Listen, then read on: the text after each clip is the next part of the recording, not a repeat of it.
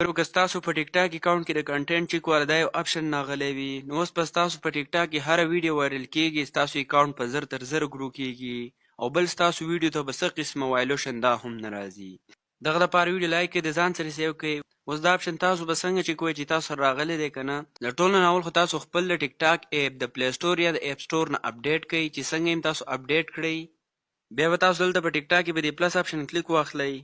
کومه ویډیو چې تاسو اپلوډ کوئ هغه به ورته اپلوډ کړئ دلته به تاسو ټایټل هیشټیګ دا ورکړئ بیا به تاسو ښکته په دې مور اپشن کلیک واخلئ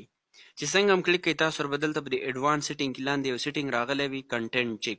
دا به تاسو سره دغه شانتې آپ وي صحیح شو نو دا به تاسو د دې ځای نه آن کوئ چې څنګه هم آن کوئ د دې به اوس پیدا صحیح کله چې تاسو ټیک ټاک ته ویډیو اپلوډ کوئ نو هغه به د پبلش کېدو نه مخکې چیک کړی کېږي چې آیا په دې کې څه قسمه وایلوشن شته که نشته نو چې کله هم چیک کړی شي او ستاسو ویډیو کې وایلوشن نه وي نو هغه به ټیک ټاک ته اپلوډ شي بیا به بعد کې هم څه قسمه وایلوشن پرې نه راځي او بل د دغه ویډیو وایرل کېدو چانسز به هم ډېر زیات وي